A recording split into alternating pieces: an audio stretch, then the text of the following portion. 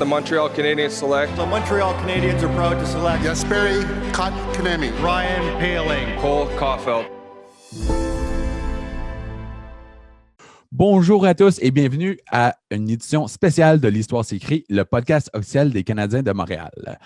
Cet épisode va centrer sur une discussion qu'on a eue avec une femme fantastique. C'est une des personnes les plus impressionnantes. J'ai déjà parlé. Elle se nomme France-Marguerite Bélanger. En ce moment, elle est la vice-présidente exécutive et chef des affaires commerciales du Canadien, mais elle a tellement de responsabilités, elle fait tellement de choses pour le Canadien, elle occupe un rôle important pour le groupe. Et c'est ça, on va présenter ça dans le cadre de la Journée internationale de la femme. Cette édition spéciale de l'Histoire s'écrit est présentée par Banque Scotia. Les femmes revendiquent l'égalité depuis plus d'un siècle.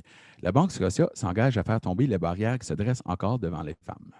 Donc, c'est la deuxième saison de la tournée Dream Gap. Ce que c'est qu'il y a plusieurs joueuses professionnelles de hockey qui se sont mis ensemble pour jouer des matchs intra-division pour un peu garder l'intérêt envers leur sport. C'est des joueuses élites. C'est du bon hockey. Là. Ça, c'est l'autre affaire. C'est du très bon hockey. Moi, je n'essaie pas de vendre ça à personne parce qu'il ne faut pas le vendre. On regarde un match, on voit que c'est des hockeyeuses talentueux. C'est des joueuses élites. Ça vaut la peine. Donc, si vous voyez un match à la télévision, je vous en prie, regardez-le. Vous pourrez voir des joueuses comme Brianna Decker, Hillary Knight, Kendall Coyne-Schofield, Marie-Philippe Poulin. Ça continue. La liste des médailleuses d'or, là, il y en a des médaillés d'or. Donc, c'est du bon hockey. C'est à supporter. C'est comme je dis, là, moi, je ne veux pas vous le vendre. Il ne faut pas le vendre. Vous allez le voir, puis vous allez tomber en amour parce que c'est du bon hockey. On a aussi quelque chose d'intéressant qui se passe à Verdun, donc dans notre coin. En ce moment, il y avait, évidemment, l'auditorium était en train de se faire rénover. Le plan, c'était, on allait mettre les Canadiennes de Montréal là. On sait que les Canadiennes ont joué avec la Ligue canadienne de hockey féminin. Et finalement, ce qui est arrivé, c'est qu'ils ont changé ça pour un peu donner, c'est un centre d'entraînement pour les femmes dans la région pour un peu combler lorsqu'on sort du collège. Par exemple, on va prendre une joueuse, Anne-Sophie Bété. Elle est sortie, elle a très bien joué au collège. Et ensuite, évidemment, elle voulait joindre c'était les Stars dans le temps, si je me rappelle bien, mais on va dire les Canadiennes.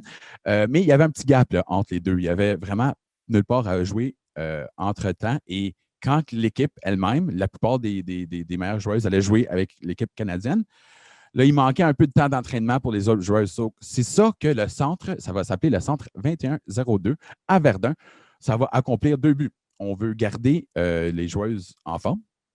On veut faire certain que le Canada reste et dépasse les États-Unis. Il faut être honnête, là, les États-Unis, du hockey féminin, c'est un des meilleurs programmes dans le monde en ce moment. Et il faut faire certain de les redépasser. Donc, c'est tellement important. Et c'est aussi pour soutenir, il faut faire un effort soutenu pour donner la vie un peu plus facile. La vie d'une joueuse de hockey c'est tellement différent des hommes dans le sens que la plupart ils ont des emplois à temps plein. Évidemment, il y a beaucoup plus de responsabilités. Donc, le hockey, c'est en ajoutant. Ce qui va arriver ici, c'est qu'un peu, ça va être dans le sens de brossard pour les joueurs du Canadien. Tout est sous un toit.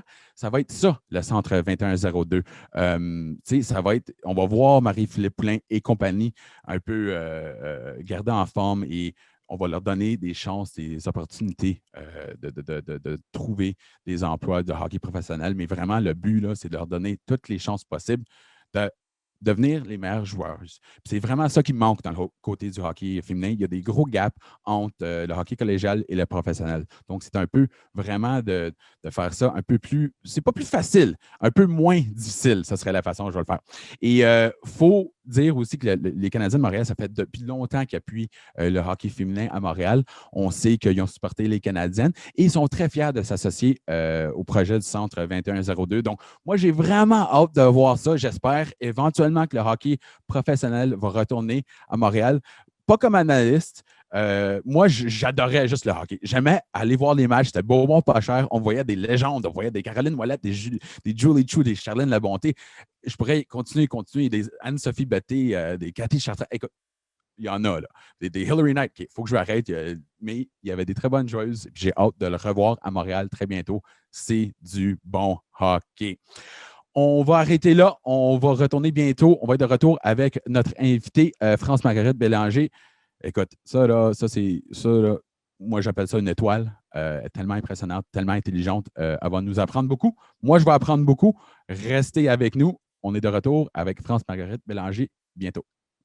La société d'égalité entre les hommes et les femmes est loin d'être réalisée. Ce que nous réclamons, c'est l'égalité des chances. Des possibilités. Tant que nous n'aurons pas toutes réussi, aucune d'entre nous n'aura réussi. Toutes les paroles que je viens de dire, ce sont des paroles de femmes. Il y a plus d'un siècle qu'on revendique l'égalité. Ne faites pas qu'écouter ce que je dis. Agissez pour qu'on n'ait pas à le répéter.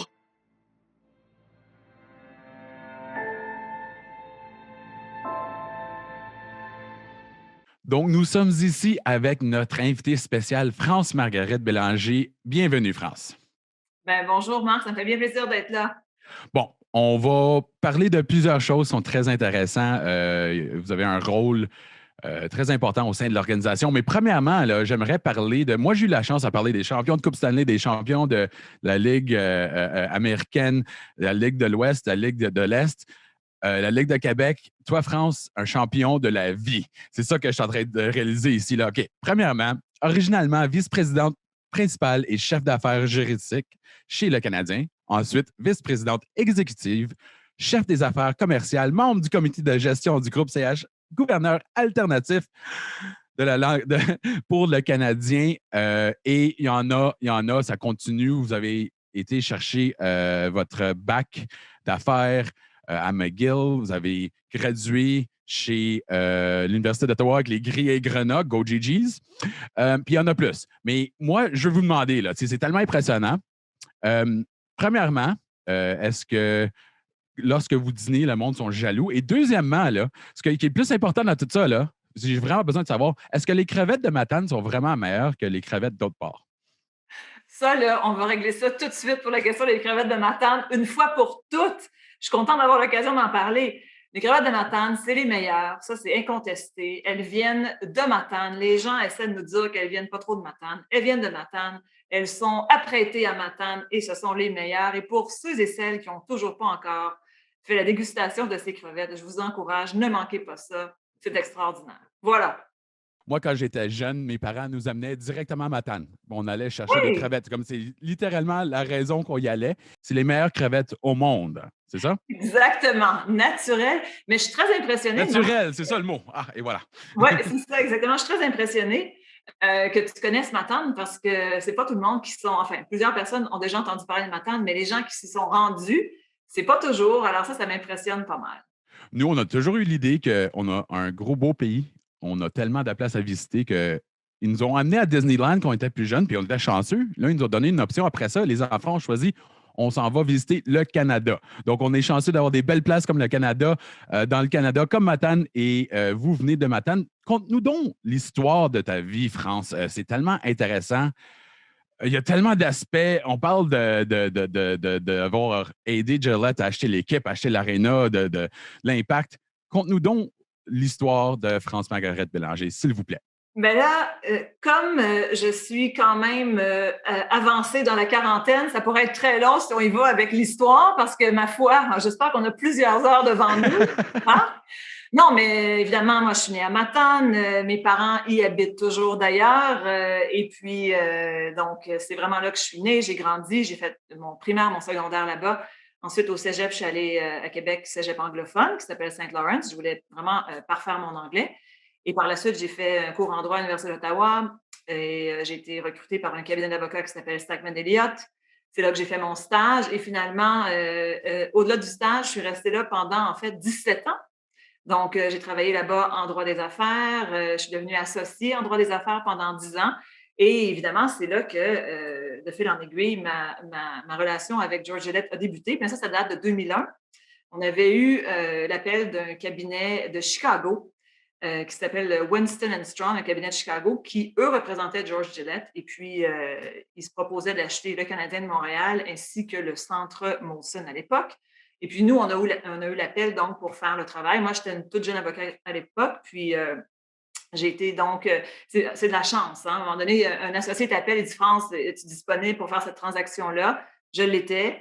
Puis c'est comme ça qu'on a commencé à travailler sur ce dossier-là. La transaction s'est conclue, c'était le 26 juillet 2001. C'est là que vraiment la passation des titres, si on peut dire comme ça, est passée à George Gillette. Puis, à l'époque, il n'y avait pas d'avocat à l'interne, il n'y avait pas de groupe juridique ni au Canadien. En fait, toute l'histoire du groupe CH, ça n'existait pas. C'était vraiment, on appelait ça le Canadien de Montréal, exact, avec l'amphithéâtre.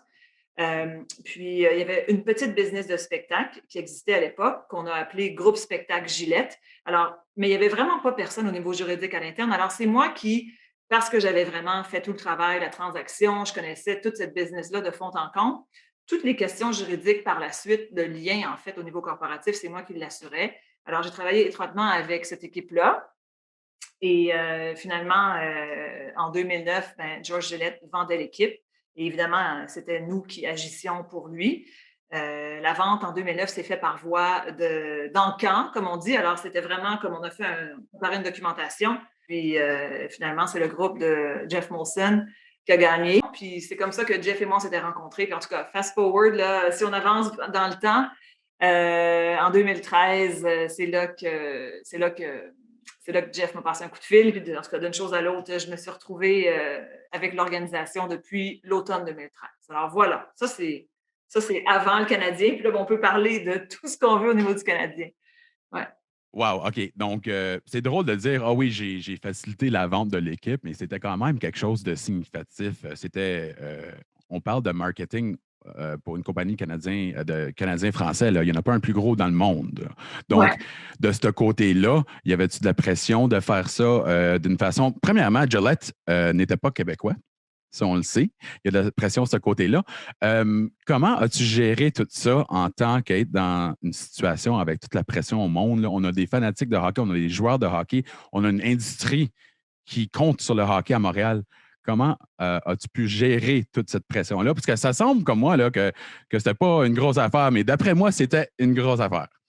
Alors, si on parle du fait que Gillette n'était pas un Québécois, c'était un Américain, évidemment, c'est sûr que lorsqu'il a acheté en 2001, je me rappelle, ça commence à faire quand même plusieurs années, mais c'est sûr que ça avait été vraiment noté, que notre sainte flanelle, pour l'appeler ainsi, passait aux mains d'un Américain. Puis ça, je crois que c'était vraiment la première fois dans toute l'histoire de l'équipe. Alors, c'est sûr que ça avait quand même causé pas mal de conversations dans les médias à l'époque. Mais M. Gillette, c'est sûr qu'il habitait aux États-Unis, il venait très fréquemment à Montréal. Mais en même temps, il avait essayé de s'embarquer un peu dans la vie montréalaise, il donnait des présentations aux chambres de commerce, je me rappelle, il essayait de s'implanter le plus possible. Il avait acheté même une propriété ici à Montréal, un condo. Mais quand tu es avocat, en fait, une transaction, c'est sûr que c'était très excitant parce que c'était le Canadien de Montréal. Même pour nous, les avocats, je veux dire, on a une transaction à faire, on a un deal à faire, mais il reste que, comme c'est le Canadien, ça ajoute un peu dans l'excitation de toutes ces conversations-là, les négociations. Mais dans ces grands cabinets-là, comme Stagman Elliott, on est quand même habitué à faire des transactions d'envergure, puis souvent des transactions qui se retrouvent dans les médias. Alors, on avait un peu cette habitude-là, mais c'est sûr que c'était super excitant. Puis, toute l'équipe de Gillette, et tout, il y avait un dénommé Jeff Joyce aussi qui était très près de lui, des gens vraiment super fantastiques, des gens extraordinaires qui avaient vraiment à cœur le succès de cette organisation-là, qui ont quand même beaucoup apporté à Montréal durant leur période, qui était finalement de 2001 à 2009 quand ils ont vendu l'équipe. Et il faut penser au fait que, là, quand tu parles du groupe de concerts, là, on parle maintenant, c'est rendu Evenco. C'est ça. Oui, exactement. C'est quelque chose de rendu gigantesque. Et si je me permets, ça compte pour beaucoup des profits, disons, pour le groupe CH. Peux-tu nous parler un peu du processus de développer le côté Evenco? En fait, c'est ça. Lorsque le groupe de Jeff Molson a acheté l'équipe, ça s'est passé là, c'était le 1er décembre 2009.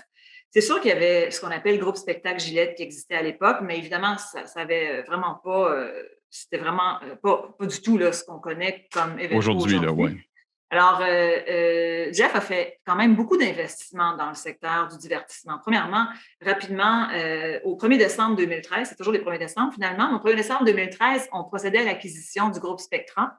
Groupe Spectran qui est Festival international de jazz, les Francopholies, ainsi que tout l'aspect gestion de le Festival Montréal en Lumière. Alors, il y a eu ce premier investissement-là. Par la suite, on a fait aussi un investissement dans Juste pour rire, quelques années plus tard. Alors, il y a eu beaucoup d'investissements pour bâtir Evenco dans ce qu'il est aujourd'hui. Evenco, aujourd'hui, c'est presque C'est un succès, 1400 événements par année. Ça dépend des années. Des fois, ça peut aller jusqu'à 1500. Des fois, c'est 1300.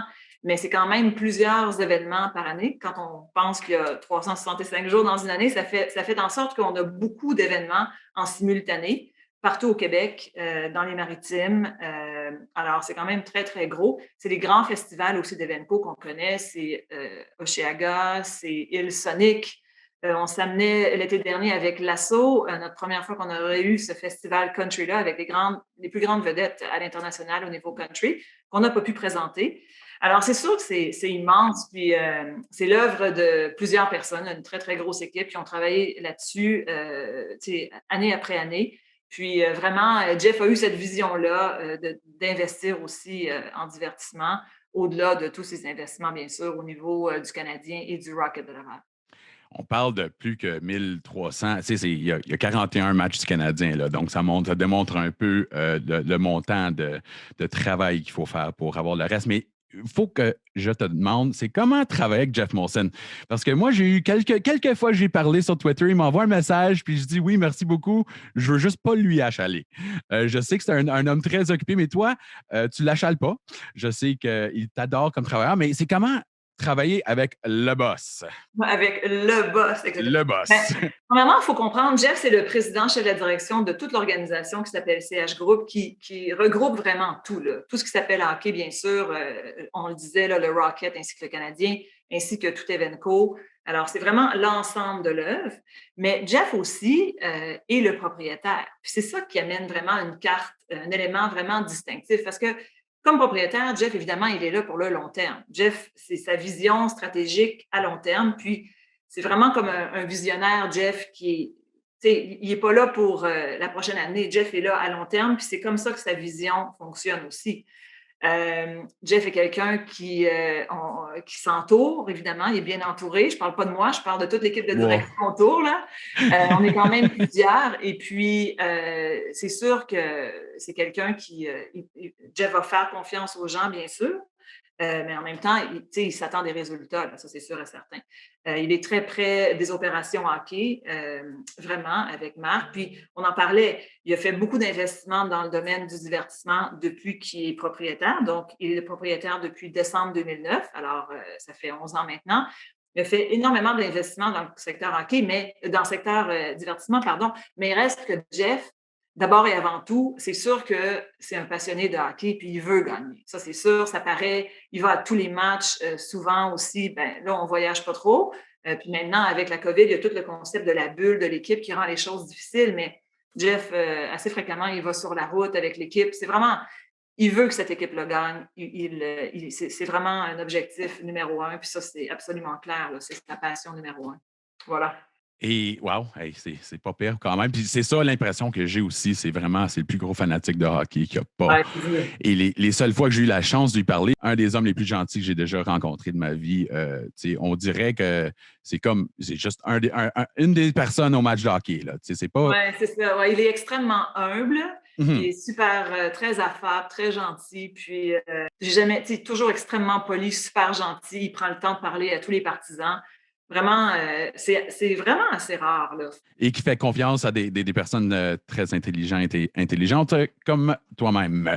La société d'égalité entre les hommes et les femmes est loin d'être réalisée. Ce que nous réclamons, c'est l'égalité des chances. Des possibilités. Tant que nous n'aurons pas toutes réussi, aucune d'entre nous n'aura réussi. Toutes les paroles que je viens de dire, ce sont des paroles de femmes. Il y a plus d'1 siècle qu'on revendique l'égalité. Ne faites pas qu'écouter ce que je dis. Agissez. Pour qu'on n'ait pas à le répéter.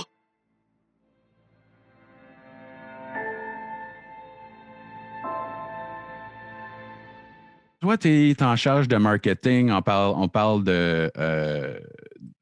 faut changer notre attitude un peu cette année, là, et peut-être pour le futur. Évidemment, les choses changent très vite.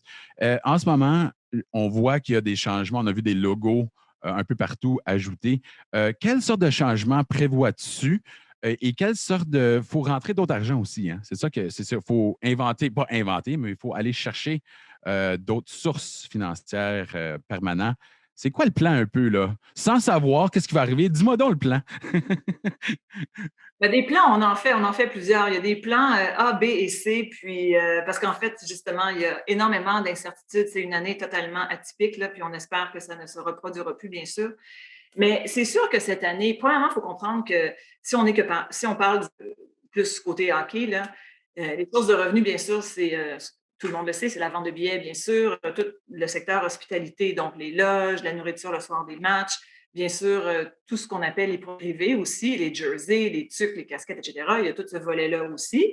Maintenant qu'on a amené en ligne avec tricoloresport.com qui est quand même très connu maintenant. Au début, on connaissait un peu moins Tricolore Sport. On pensait plus à la boutique du Canadien, mais tricoloresport.com maintenant est assez connu, puis ça va bien. Par la suite, bien sûr, il y a tous les droits plus comme de télévision. Alors, bien sûr, nos matchs sont diffusés à la télévision, donc ça, c'est une autre source de revenus. Puis, finalement, il y a tout l'aspect sponsorship aussi. Donc, les commandites, que ce soit avec... je ne veux pas en nommer parce qu'on a tellement de partenaires commerciaux, mais je pourrais nommer Molson, bien sûr, qu'on connaît tous. On a une association de longue date avec Molson qui est commanditaire chez nous. Alors, en gros, il y a d'autres sources aussi alternatives, mais en gros, on parle de ça. C'est sûr que cette année, avec la COVID, on s'entend que plusieurs de ces sources de revenus-là sont totalement disparues là, automatiquement. Donc, on sait, avec la Ligue nationale, on a beaucoup collaboré avec la Ligue nationale qui a été quand même extraordinaire. Le chef des revenus de la Ligue, là-bas, il s'appelle Keith Wachtel. C'est un gars qui nous a quand même pas mal aidé au niveau des équipes pour nous trouver d'autres sources de revenus. On a vu, lorsqu'on regarde un match, là, je vais donner un anglicisme, mais les sièges... probablement les 2/3 des rouges sont recouverts par ce qu'on appelle des tarps, mais enfin, on va appeler ça des toiles. Et puis ça, bien, c'est une nouvelle position pour les partenaires. Tu sais, on a vu vraiment plusieurs partenaires qui ont décidé de mettre leur logo sur ces fameux tarps-là. Alors, on a été capable de monétiser ça. On a bien fait avec ça cette année. On avait vu aussi en début de saison que l'arrière du banc des joueurs était beaucoup plus élevé. La publicité qui se trouve là habituellement, au lieu de s'arrêter comme à la baie vitrée, avait été vraiment surélevé. Là, ça montait derrière notre coaching staff, tout ça, des deux côtés. Mais par la suite, la Ligue nationale nous a envoyé comme des mémos au travers de la Ligue. On a dû réduire ça à cause de la COVID. Ils trouvaient que c'était peut-être pas parfait que ce banc-là était rendu si élevé, l'arrière des bancs, pour la circulation d'air. Alors, on a dû l'enlever, on a dû se réajuster, mettre les publicités des partenaires avec qui on avait fait affaire pour ça ailleurs. Alors, c'est beaucoup d'ajustements. Cette année aussi, puis ça, c'est vraiment une première. C'est la première fois qu'on peut associer un brand directement sur le joueur. C'est la publicité qu'on a pu mettre sur les casques des joueurs. Vous avez vu que cette année, on est allé avec Bell. Le logo de Bell ressort vraiment très bien. Alors, ça tombe bien sûr. Ça tombe bien, oui, c'est ça. Alors, ça, c'est une nouvelle source de revenus cette année. Évidemment, tout ça, ça n'offre pas une mitigation complète de malheureusement tout ce qui a été perdu. Mais en même temps, c'est des nouveaux actifs que la Ligue nous a permis de monétiser au niveau local. Puis voilà. Alors, il faut s'ajuster. Puis, on va voir pour la suite. On a en tout cas, moi, j'ai bon espoir qu'avec toute l'histoire de la vaccination, je sais qu'il y a beaucoup de choses, le variant qui s'en vient, etc., qui s'en vient, qui est déjà présent. Mais moi, j'ai comme l'impression qu'avec la vaccination, le gouvernement travaille très fort pour aller avec la vaccination de masse. Alors, nous, on a bon espoir que la saison prochaine, on va être capable d'avoir une saison normale. On y compte bien. Et on entend quasiment chaque matin qu'il y a de nouveaux vaccins qui ont été approuvés. Ça, oui. C'est excitant, bien pas excitant, mais c'est encourageant. Ouais. Toi, on m'a dit que tu travailles directement avec le gouvernement. C'est ça pour un peu arranger... Bien, écoute, tu travailles un peu directement avec tout le monde, mais pour arranger le côté santé, ça a été comment jusqu'à date faire tout ça? Parce qu'il y a bien du travail qui a été mis là-dedans. Le monde ne savent peut-être pas ce qui se passe au Centre Bell en ce moment, là, mais c'est tout feu, tout flamme. Là, hein? Oui, c'est sûr que, bien entendu, puis ça remonte au printemps dernier, lorsqu'on a repris le jeu au mois d'août, là, en prévision des séries éliminatoires. C'est sûr qu'on partait d'une situation où est-ce que tout était complètement et parfaitement arrêté. Alors, pour qu'on soit capable de ramener les joueurs, premièrement, plusieurs étaient aux États-Unis, ramener les joueurs au Canada, tout l'aspect de la quarantaine, comment on allait travailler et traiter cette quarantaine-là pour nos joueurs qui revenaient. avec le camp d'entraînement qui s'amorçait à Brossard à la mi-juillet, en fait.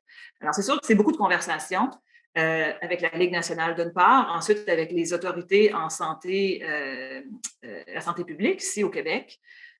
Parce qu'il y avait la Ligue, encore une fois, la Ligue a fait un très bon travail de mettre de l'avant un protocole extrêmement sérieux, rigoureux, parce que la Ligue veut protéger les joueurs. La Ligue veut absolument, puis d'ailleurs, cet été, c'est extraordinaire, aucun joueur a été testé positif à la COVID cet été. Là. Et j'étais nerveux. Moi, honnêtement, là, j'étais nerveux.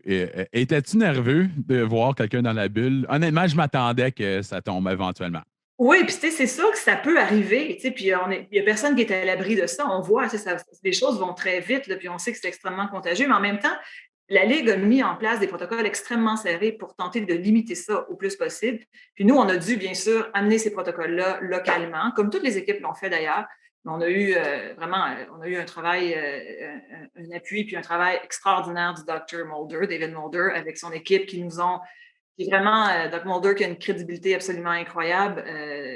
On le sait au niveau médical. Alors, on a travaillé avec la santé publique pour faire approuver le protocole de la Ligue nationale. Ça, je parle de cet été. Puis toute cette conversation-là, bien sûr, a été reprise et remise de l'avant en prévision de l'ouverture du camp d'entraînement le 3 janvier 2021, plus récemment. Alors, oui, on a traité avec le gouvernement, puis on a essayé de mettre de l'avant des protocoles très sécuritaires, puis c'est ça, pour faire en sorte de limiter ça au plus possible. Puis à date, on touche du bois, ça se passe quand même assez bien. Oui, puis on peut voir, il y a des exemples que les protocoles étaient peut-être pas aussi forts dans d'autres sports et ça tombe à l'eau assez vite. Là. Donc, on sait qu'il y a eu des critiques, dire que c'est pas le fun pour les joueurs, etc. Moi, mais c'est la réalité un peu de la situation. C'est le prix à payer pour reprendre le jeu, tu sais. Puis c'est énorme. On est chanceux d'être capable de le faire. Oui, puis tu sais, il y a les joueurs, puis toutes nos opérations, hockey, les gens autour de ça, que ce soit... c'est quand même des sacrifices qui ne peuvent vraiment rien faire. Là. C'est de chez eux à Brossard, au Centre Bell, puis lorsqu'ils sont sur la route, mais vraiment, ils ne peuvent pas voir personne. Ils sont vraiment dans une bulle, c'est eux-mêmes, parce qu'il y a comme 5 groupes, là. Il y a le groupe 1 jusqu'à 5, puis eux sont dans le groupe 1, puis c'est extrêmement fermé. Puis comment je ne peux pas les voir? Là? Moi, je ne peux pas décider d'aller parler à un coach. C'est comme impossible, là. On ne peut pas. On est vraiment à distance. Alors, moi, il ne me laisse plus rentrer au Centre Bell, mais je pense que c'est juste que j'arrêtais pas de rentrer dans le vestiaire, là, puis je me cachais, donc il faut que j'arrête ça. OK, j'aimerais savoir, c'est quoi une journée? Parce qu'encore une fois, là, je lis tous les accomplissements, je lis toutes les responsabilités, puis je suis un peu confus. C'est quoi une journée dans la vie de France-Marguerite Bélanger? Premièrement, il faut juste se rappeler, Marc, là, tout le monde travaille en équipe, là, puis autant on a une équipe qui est bien évidente sur la glace, là, on a la même équipe là, au niveau commercial derrière, là, ça c'est sûr. C'est juste qu'on on ne nous voit pas, mais il y a une grosse équipe qui est là. Puis, on peut compter sur des gens super talentueux en passant, talentueux, motivés. Puis, ça n'a pas été facile pour personne, là, toute cette histoire de COVID-là, bien sûr. Alors, on a eu des gens extrêmement résilients qui nous ont permis de passer au travers de tout ça. Parce qu'il n'y en a pas de journée typique, en fait. Je veux dire, une fois que tu arrives au bureau, là, c'est moins au bureau, c'est que tu arrives dans ta cuisine, là, tu commences ta journée maintenant. Puis, il n'y a jamais 2 journées pareilles. Il y a une variété de dossiers. Il y a beaucoup de communication, évidemment. Le groupe de leadership, on se parle super fréquemment. Alors, on est très tight, puis on se suit quasi quotidiennement dans l'avancement de tous nos dossiers parce que, cette histoire de pandémie-là a fait en sorte qu'on était toujours très près. On a toujours travaillé très étroitement en équipe, mais là, je veux dire, par la force des choses, on s'est vraiment resserré. Puis, je veux dire, Sandra Petosa au niveau talent, diversité, culture, qui joue un rôle extraordinaire avec nous autres. Patricia Brissette, qui est maintenant en charge du juridique, Patricia, c'est une fille brillante, qui joue un rôle extraordinaire. Alors, puis là, j'en nomme quelques-uns, mais moi, je voudrais te nommer 20 personnes, Marc, là, alors, on a vraiment une super belle gang. Donc, c'est un peu comme une équipe de hockey. Comme tu dis dès le début, oui, il y a des capitaines, mais tu as besoin d'une équipe qui travaille en cohésion, en belle cohésion. Tout le monde pousse vers la même direction. Tu as mentionné plusieurs femmes récemment. On m'a dit que le groupe CH, du côté exécutif, disons le team exécutif, c'est plus que la moitié des femmes. Premièrement, Écoute, on sait que c'est très important. Ça devrait être normal. Ça devrait être un peu normal partout au monde. Ça ne l'est pas. Mais peux-tu m'expliquer un peu le processus d'aller chercher ce talent-là et comment d'autres organisations puissent un peu émuler Mhm. cette idée-là d'aller chercher des travailleuses qualifiées et qui va aider l'équipe? Oui, ben, en fait, je vais te passer, il y a une expression, puis elle est en anglais, puis c'est tone at the top. Puis ça part avec Jeff, parce que c'est Jeff qui est notre lead. En fait, c'est lui qui est notre chef. Puis Jeff, lui, a décidé que, je pense que moi, j'étais probablement la première femme à accéder au groupe de direction là, quand je me suis jointe en 2013. Quand je suis arrivée, c'était vraiment juste des hommes. Puis c'est correct. Là. En fait, moi, je veux travailler avec des gens compétents, peu importe, hommes-femmes, c'est ça qui compte. Puis, je me suis joint à ce groupe-là, mais c'est Jeff qui a déterminé à l'époque qu'il voulait amener quelqu'un comme moi au sein de ce groupe-là. Tu sais. Puis il m'a fait confiance. Puis, tu sais, j'ai essayé de ne pas trop le décevoir là, au fil du temps. Tu sais, on a essayé d'avancer. Puis, par la suite, notre chef des finances, qui était avec l'organisation depuis, en fait, je vais dire au-delà de 30 ans, là, je ne me trompe pas, mais enfin, peut-être mi-trentaine, mais Fred Steer, un gars extraordinaire. Fred a pris sa retraite en 2017, puis on voulait trouver une nouvelle personne pour le remplacer au niveau tout chef de la direction financière. Puis c'est là qu'Anna Martini s'est jointe à nous. Puis je me rappelle que les chasseurs de tête nous avaient amené juste des hommes à l'époque, comme pour des entrevues. Puis je me rappelle, c'est moi qui ai dit, avec Jeff, j'ai dit, Jeff, en fait, c'est pas moi qui ai dit ça, c'est Jeff et moi, on s'est dit, mais on aimerait avoir des candidates femmes. Puis finalement, c'est là qu'Anna est comme arrivée dans le lot. Puis finalement, c'est elle qui s'est jointe à nous. Puis Anna, c'est une femme extraordinaire, elle est brillante, elle est compétente. Puis tiens, de fil en aiguille, moi, je voulais quelqu'un au niveau juridique, Patricia Brissette. Ensuite, on voulait quelqu'un au niveau HR, ben Sandra. Puis ça donne que ça se trouve être des femmes, mais on a fait d'autres embauches aussi. Puis il y a des hommes, là, je veux dire... Vincent Lucier, chez nous, que plusieurs personnes connaissent au niveau des ventes, c'est un gars extraordinaire qui fait extrêmement bien. John Drzezinski au marketing, qui est là depuis des années, qui fait extrêmement bien. Je veux dire, il y a un tas d'hommes aussi, puis c'est parfait. Là. Mais, en fait, c'est ça. Mais pour revenir à ta question, c'est souvent, ça prend quelqu'un qui ouvre la porte. Ça prend quelqu'un qui est en autorité, vraiment. Puis dans ce cas-ci, évidemment, Jeff, comme propriétaire, c'est l'autorité ultime.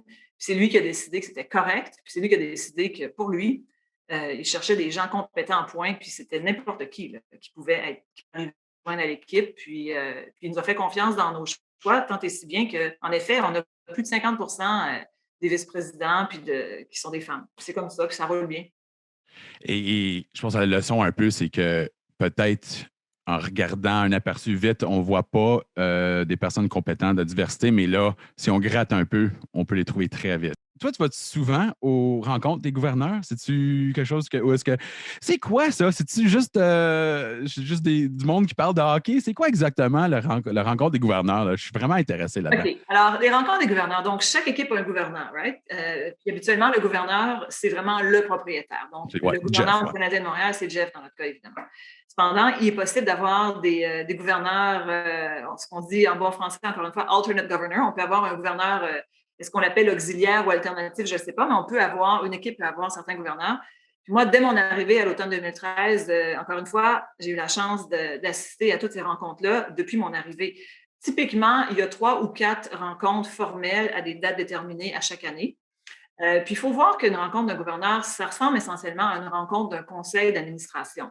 Alors, on a Bettman, qui est comme le directeur, évidemment, c'est le commissaire de la Ligue, donc c'est vraiment Gary Bettman qui va présider ces rencontres-là. Habituellement, Gary Bettman arrive là avec toute son équipe de direction. On peut penser évidemment à Bill Daly, mais il y en a beaucoup, beaucoup d'autres là, qui sont là. Puis, c'est vraiment une présentation en bonne et due forme de l'état de la Ligue au moment où la rencontre a lieu. Donc, on peut parler évidemment toute la question financière, on peut parler des fois il y a des sondages on peut entendre des résultats de sondages, on peut entendre des initiatives de, je ne sais pas, par exemple, Heidi Browning qui va venir nous parler de toute une initiative de médias sociaux avec les joueurs, on peut entendre parler Kim Davis qui va venir nous parler de qu'est-ce qui se passe au niveau diversité, au niveau communautaire. Je veux dire, c'est extrêmement varié. Au niveau juridique, Julie Grant et David Zimmerman qui peuvent nous faire un briefing sur un dossier juridique qui est en cours au niveau de la Ligue nationale. Ou Colin Campbell qui va venir faire une présentation sur certaines modifications aux règles du jeu qui va venir nous parler de ça. Puis ensuite, il peut y avoir un vote. Toutes les questions d'expansion, évidemment, c'est là que ça se passe, quand une nouvelle équipe se joint à la Ligue. Alors, c'est des rencontres comme ça, vraiment comme un conseil d'administration, où est-ce qu'on va entendre qu'est-ce qui se passe dans la Ligue, puis où est-ce que ça s'en va, puis il y a des échanges, il y a des conversations. Puis moi, j'ai la OK, chance. donc, c'est très business. Moi, je vous voyais un peu avec un cognac puis des cigares, là, mais c'est pas du tout comme ça, hein? Non? OK. Zéro cognac, zéro cigare. OK, peut-être un peu de cognac par après. Tu nous as parlé bien vite du programme de diversité et si je me rappelle bien, là, je me perds dans mes notes ici, mais j'aimerais voir, tu fais partie de ce qu'on appelle le Conseil d'inclusion exécutif. C'est quoi exactement? Que faites-vous dans ce conseil-là et que veux-tu voir? Quelle sorte de résultats veux-tu voir du conseil? Alors oui, donc c'est le Conseil exécutif d'inclusion de la Ligue nationale qui a été créé. En fait, l'annonce a été faite le septembre 2020. On est environ une quinzaine sur ce conseil-là. Le conseil est présidé par Gary Bettman lui-même, ainsi que Kim Pegula, qui est la copropriétaire des Sables de Buffalo. Par la suite, on est environ une quinzaine en tout et partout. Il y a quelques directeurs généraux, il y a quelques présidents d'équipe, puis c'est le groupe. En fait, ça fait un certain temps que la Ligue se penche à cette question-là de diversité, bien que le comité ou le conseil plutôt a été formellement créé l'automne dernier. Il reste que ça fait un certain temps que la Ligue se penchait sur ces questions-là. D'ailleurs, Kim Davis, qui est une vice-présidente exécutive à la Ligue nationale, une femme absolument extraordinaire, qui mène ça, chapeaute ça au niveau de la Ligue nationale. Elle est avec la Ligue depuis probablement, je dirais, 2 ans et demi facilement, peut-être même 3 ans. Alors, c'est pas soudainement que la Ligue a décidé de se pencher là-dessus. En fait, c'est que la Ligue réalise bien sûr qu'il faut en faire plus. Il faut qu'on s'amène à être plus ouvert, plus inclusif, plus accueillant pour tout le monde, en fait. Une ligue, une équipe de hockey, c'est des partisans. Hein? Je veux dire, il n'y a pas de partisans. On le voit, là, on a quand même nos partisans qui nous regardent à la télévision, mais une équipe sans partisans, c'est vraiment pas une équipe. Là. Alors, puis les partisans, c'est qui? Les partisans, c'est la société en général. Alors, faut s'adresser à tout le monde. Il faut rendre notre jeu, le hockey, qui est une game absolument extraordinaire, super intéressante, il faut rendre ça intéressant pour tout le monde. Et donc, ce comité-là préside 3 sous-comités. Tu as le comité des joueurs, tu as le comité des partisans, justement, puis tu as le comité du hockey jeunesse. Puis ça, c'est 3 sous-comités avec une 10 ou une douzaine de personnes chaque qui sont en train d'eux-mêmes faire un tas de travail là-dessus. Puis c'est sûr que c'est de longue haleine. C'est sûr qu'avant qu'on voit vraiment beaucoup de résultats au niveau des joueurs sur la glace, il faut rendre le hockey plus accessible à un tas de monde. Mais avant qu'on voit vraiment ces changements-là au niveau de ce qu'on voit, le produit qu'est le hockey sur la glace, c'est sûr que c'est peut-être 12 ans, 15 ans avant d'être capable de voir ce résultat-là. Mais en attendant, au niveau des équipes, on est capable de faire un tas de choses. On est capable, puis on le voit, il y a beaucoup de femmes maintenant qui s'ajoutent au niveau des opérations hockey de certaines équipes. Alors, on voit tranquillement que c'est plus varié, c'est plus inclusif.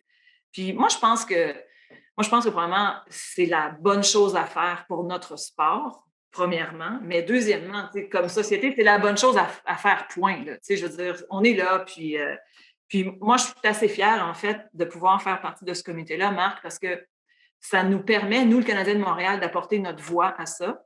Parce qu'il faut voir aussi au Québec, tout se fait en anglais-français. On prend tout ça pour acquis, mais il reste que, tout ce qu'on fait, c'est français-anglais toujours. Puis, déjà, il y a ça. Puis je suis contente d'être capable, moi, d'apporter ça, cet aspect bilingue-là, au niveau du comité. Puis, on va voir. Mais on a déjà eu plusieurs rencontres. Ça avance vite et bien. Puis, chose certaine, Gary Bettman, il veut des discussions, bien sûr, mais il veut aussi des résultats. Et c'est pour ça, c'est lui-même qui préside ce comité-là. Et comme tu dis, là, c'est le fun d'en parler, puis il faut. Et le processus prend longtemps, on le sait. Mais quand tu dis des résultats, c'est pour ça que je regarde le groupe CH et quand tu me dis c'est 50% des femmes du côté exécutif, je me dis dans ma tête, j'ai 2 choses qui partent. Ça devrait toujours être comme ça, juste point à la ligne, mais au moins, on a des résultats parce qu'on entend tellement souvent parler de diversité, d'ajouter des femmes dans des positions de pouvoir. Les résultats là, sont quand même assez rares. Y a-t-il des je sais, je ne mets pas ça sur le conseil lui-même de le faire, mais y a-t-il des plans un peu avoir des programmes de mentors, de rentrer des femmes dans des positions exécutives autour de la Ligue?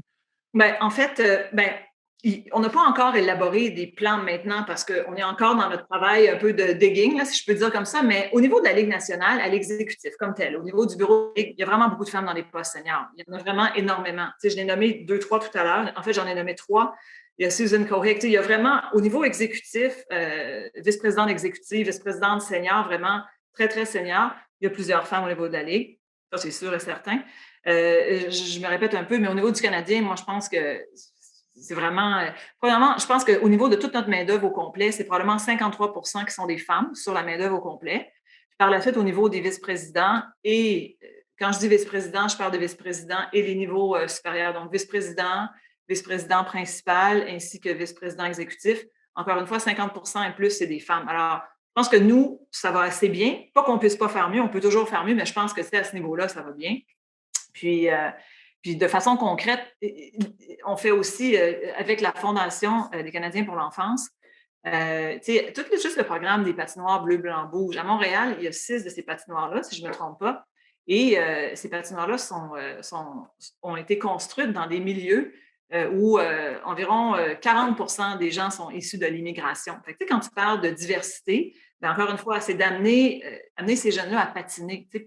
Peut-être que il faut donner l'occasion. Il faut, encore une fois, ouvrir la porte. Alors, ces patinoires-là, qui sont dans des milieux avec une très forte population qui est issue de l'immigration, ben, c'est bien parce que toutes les kids peuvent sortir, mettre des patins, puis apprendre à patiner. Puis c'est là que ça commence. Je veux dire, quand tu pratiques un sport, tu le pratiques en bas âge, puis ensuite, tu essaies de te rendre quelque part ou pas. Tu le fais de façon juste pour le plaisir de pratiquer le sport ou tu le fais de façon pour t'amener au niveau professionnel. Mais encore faut-il commencer. Puis avec ce programme-là de patinoire, bien, encore une fois, c'est une façon où est-ce qu'on ouvre la porte aussi. Je trouve ça un peu ironique. Je suis en train de chialer qu'il n'y a pas assez de positions, puis j'ai pas fait mes devoirs. Et là, tu m'expliques mes excuses. J'aurais dû faire mes devoirs du côté-là de la Ligue nationale parce que, encore une fois, c'est assez ironique de ma part. J'aimerais te demander très vite, c'est quoi le plan pour le retour éventuel des fanatiques et que fais-tu entre-temps pour… Je sais que les déteneurs de billets de saison sont tellement importants, sont cruciaux. Il faut les garder contents. Qu'est-ce qu'on fait en ce moment pour garder contact avec eux? Et c'est quoi le plan éventuel pour ramener les fanatiques au Centre Bell? OK, fait que 2 questions. Donc, comment on fait pour garder nos partisans engagés? Puis deuxièmement, le plan de retour au Centre Bell. Alors, pour garder nos partisans engagés, que ce soit nos détenteurs de billets de saison, parce qu'on en a plusieurs, ou que ce soit un partisan qui aime le hockey puis qui nous regarde ou qui va regarder les matchs à la télévision ou qui va prendre les matchs sur son contenu mobile, on faisait beaucoup de travail déjà avec notre contenu, toutes nos plateformes, que ce soit Twitter, que ce soit Instagram, que ce soit Facebook. Twitch. Twitch, exactement. Le nouveau qui va sortir demain, là. Il y en a un autre. Exactement. On est vraiment super actifs. Là. Puis là, j'ennuierai personne avec nos chiffres, là, mais c'est absolument hallucinant le nombre je ne sais pas, encore une fois, les followers, là, les gens qui vont suivre, qui vont consommer nos vidéos. C'est vraiment des millions et des millions de personnes. Et encore une fois, je le répète, là, je vante cette équipe-là parce que c'est une équipe qui fait un travail extraordinaire. L'équipe de Shana Denis, au niveau des contenus, fait énormément de travail. Tu sais, même si c'est très difficile d'avoir accès à du contenu dans le moment à cause de toujours ce fameux concept de bulle-là, les membres de son équipe sont là, Ben Meunier et Shafik Bacheux qui sont présents, puis eux-mêmes sont dans la bulle, puis ils se tiennent près des joueurs pour aller chercher ce contenu-là, puis amener essentiellement, parce que nos partisans ne peuvent pas être avec nous au Centre Bell, alors c'est d'amener qu'est-ce qui se passe là-bas à nos partisans, à l'inverse. Fait qu'on essaie de faire ça. Donc, on essaie de garder l'intérêt comme ça, avec beaucoup, beaucoup de contenu sur nos médias sociaux, des articles, des podcasts, bien sûr. Donc, on essaie, on met beaucoup de temps puis beaucoup d'énergie là-dedans. Fait que c'est ça. Pour ce qui est de nos détenteurs de billets de saison, on a été l'équipe de vente sous la direction de Vincent Lucier. Il y a aussi Benjamin Roy qui est là-dedans. Ils sont plusieurs personnes. On a vraiment on a gardé beaucoup de liens avec nos détenteurs de billets de saison. On a essayé de les accommoder parce que, bon, la saison s'est terminée abruptement l'an dernier. Alors, qu'est-ce qu'on fait avec ces matchs-là qui n'ont pas été joués, puis comment on amène à les garder intéressés? Puis, ces matchs, je tiens à le dire, c'est absolument incroyable. on a plus de détenteurs de billets de saison qu'on n'en a jamais eu depuis l'ouverture du Centre Bell, on sait que ça va faire 25 ans au 16 mars. Alors, il y a eu avec tout ce que Marc, notre directeur général, a fait cet automne avec les joueurs qu'il est allé chercher, avec les changements au niveau de l'équipe, on a eu tellement d'intérêt de la part des détenteurs, puis des gens qui étaient sur la liste d'attente, puis qui attendaient, puis qui voulaient avoir des billets. C'est vraiment, l'enthousiasme est au rendez-vous. Les gens ont été, ils veulent être là. Quand ça va ouvrir, le Centre Bell, les gens veulent leur place. Ils voulaient protéger leur place, puis ils voulaient aller, pour ceux qui n'avaient pas encore de place, ils voulaient avoir des places, puis tant et si bien qu'on n'a plus d'inventaire. Je veux dire, là, on a fermé ça, on ne peut plus vendre plus de billets de saison qu'on en a là. Fait que ça, on est très heureux de ça.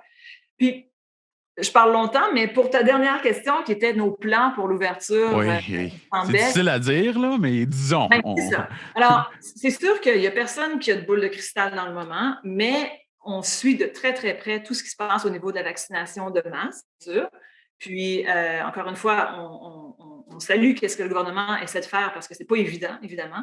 Mais en même temps, nous, on va être prêts. Puis, c'est sûr que dès qu'on a le signal, le feu vert pour ouvrir nos portes, si c'est en cours de saison, la saison en cours, si on peut le faire maintenant, on sera prêt en distanciation sociale avec les mesures de sécurité en conséquence, parce que le protocole extrêmement strict de la Ligue nationale qu'on met de l'avant pour nos joueurs dans le moment, c'est sûr qu'on pourrait trouver une version de ça pour des partisans qui viendraient. Ça, il n'y a pas de problème. Mais je veux dire, dans le moment, on a un couvre-feu, puis on est en zone rouge. Alors, il faut comprendre aussi le contexte dans lequel on est pour nos approches, là, pour demander la réouverture. Alors, on suit ça de près. On essaie d'être, évidemment, on est patient. Puis pour ce qui est de l'automne prochain, bien, on espère, on lit, comme tout le monde dans les médias, que la vaccination sera complétée, au mois de septembre, qu'on lit au niveau du Donc, pour l'octobre, peut-être? Oui, c'est ça. Alors, nous, c'est sûr que puis la Ligue nationale planifie une saison pas mal régulière l'an prochain. Selon les plans de la Ligue, on veut tout reprendre ça pas mal aux mêmes dates qu'à l'habituel. Donc, début de saison régulière, début octobre. Alors, nous, on s'aligne absolument là-dessus. Puis, chose certaine, les partisans ont extrêmement hâte de revenir. On se le fait dire. Nos détenteurs nous appellent. Ils veulent savoir quand est-ce qu'ils vont pouvoir venir. Alors, l'enthousiasme est vrai, puis les gens veulent revenir au Centre Bell. Ils veulent une game au Centre Bell. Oui, et moi, je veux retourner au Centre Bell. Ouais. Je suis certain que toi, tu veux retourner au Centre Bell. Finalement, écoute, je sais que je t'ai gardé longtemps, puis c'est tellement intéressant. J'ai 1000 questions à te demander, mais la dernière que j'aimerais vraiment demander, c'est il y a des jeunes hommes et des jeunes femmes qui veulent suivre un peu ce que tu as fait dans ta carrière, ils veulent un peu aller se rendre dans le hockey du côté exécutif. Ce serait quoi les meilleurs conseils à ceux qui veulent un peu... Je sais, là, c'est que premièrement, soit un superstar comme France, et c'est simple, là, mais vraiment, ce serait quoi le meilleur conseil? Peut-être un conseil que tu t'aurais donné à toi-même quand tu avais 15-16 ans, ça serait quoi exactement? C'est une excellente question. Moi, je pense que ça se trouve que le domaine dans lequel on est, c'est le sport professionnel, c'est certain.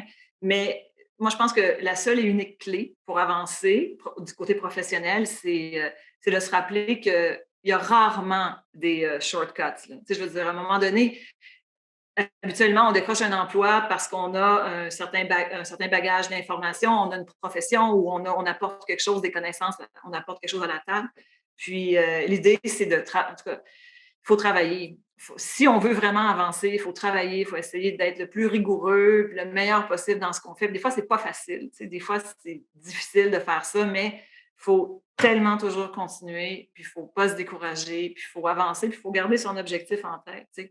Puis, bon an, mal an, faut continuer, faut avancer, puis il faut toujours se rappeler. Puis, si on a des chances, puis si quelqu'un nous donne un break, puis on se trouve une petite façon d'avancer, ben tant mieux.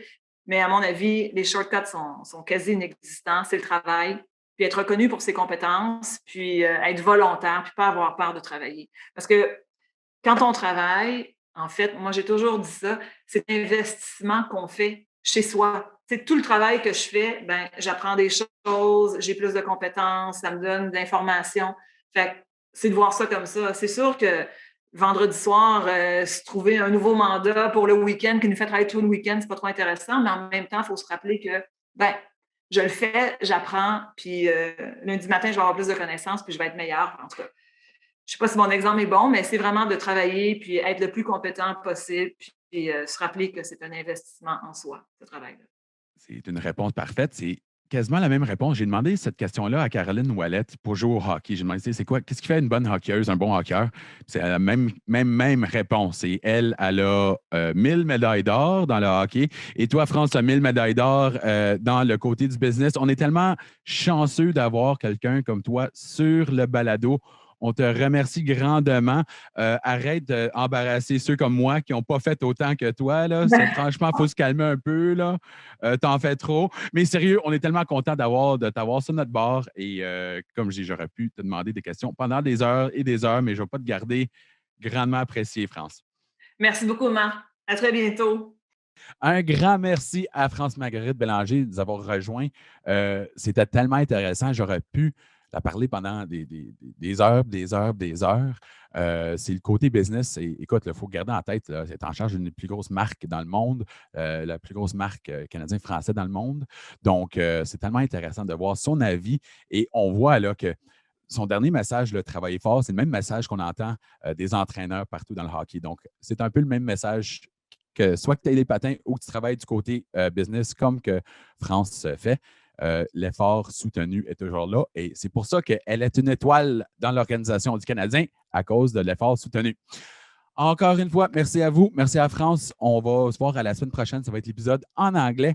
Ça devient History in the Making la semaine prochaine. Cette semaine, c'est l'Histoire s'écrit et on revient la semaine par après avec l'Histoire s'écrit. Au revoir tout le monde. La société d'égalité entre les hommes et les femmes est loin d'être réalisée. Ce que nous réclamons, c'est l'égalité des chances. Des possibilités. Tant que nous n'aurons pas toutes réussi, aucune d'entre nous n'aura réussi. Toutes les paroles que je viens de dire, ce sont des paroles de femmes. Il y a plus d'un siècle. Qu'on revendique l'égalité. Ne faites pas qu'écouter ce que je dis. Agissez. Pour qu'on n'ait pas à le répéter.